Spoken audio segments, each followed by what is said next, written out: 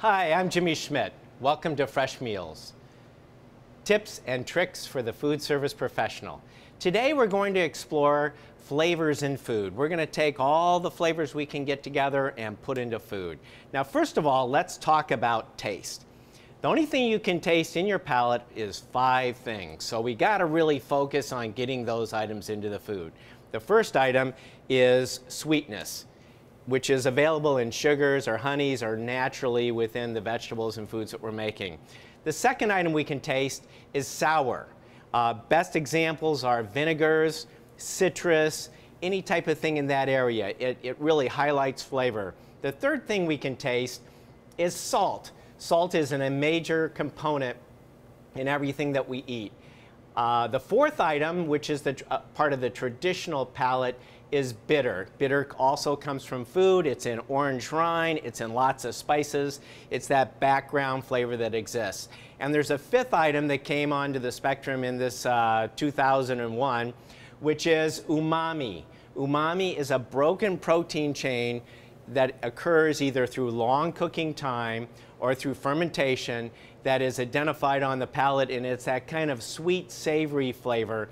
It's demonstrated by soy sauce, aged cheese, proteins like in peas that are cooked longer, that kind of rich umami type flavor exists. So we have those 5 things that we're going to try to get into the food.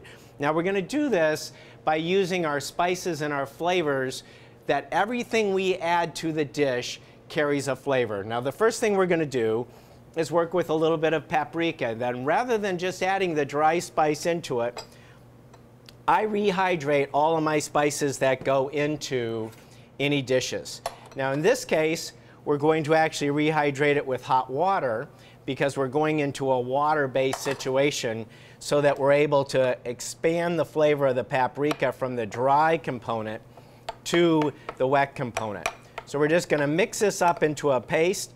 You can adjust the texture as you see fit with a little bit additional liquid. And then for full development, you can take a piece of plastic wrap and put it over the top and let the flavors develop for about 10 or 15 minutes. We're just going to let it sit here for a second. The other area to take your spices into, and this I've got a little bit of chili powder for, is into the hot oil technique that we've seen before, where we just mix the spices into the hot oil. The volatile oils of the spice itself are released into the oil, thus by creating the flavor throughout the complete oil. Another way to get a little bit creative is you can actually add a blend of spices in, such a little bit of the chili, in with some garlic, and in with some other herbs and such like that, and you can do a flavoring that type of direction. So we have the liquid method, we have the oil method. The next, we're going to take this liquid method of rehydrating the spice and put it into the salt. So when we use salt, whether we're using a kosher salt or a sea salt, we're actually going to have the flavor in the salt to begin with. We're adding the liquid hydrated salt because salt is a hygroscopic, and we end up with a beautiful smoked paprika salt. This would be used on the seasoning of any of the ingredients that we're going to do, chicken or vegetables or such like that.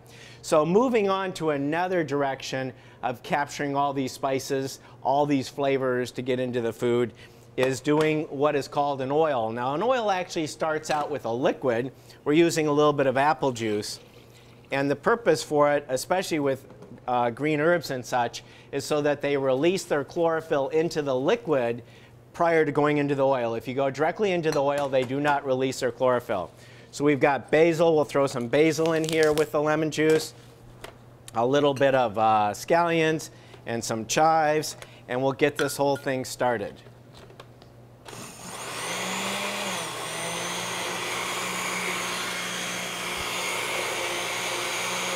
And as you can see, you start to get a really nice green liquid going. A little bit of salt is always fun. I'll put in a little bit of paprika salt rather than just a regular salt. The salt should go into the liquid because the liquid's hygroscopic, and it'll absorb the salt and it will dissolve into it. If you put it into the oil, it just sits into oil because of, once again, it's hygroscopic. Now we've got this nice and green. We'll add in equal parts of oil or maybe a little extra depending on what you do.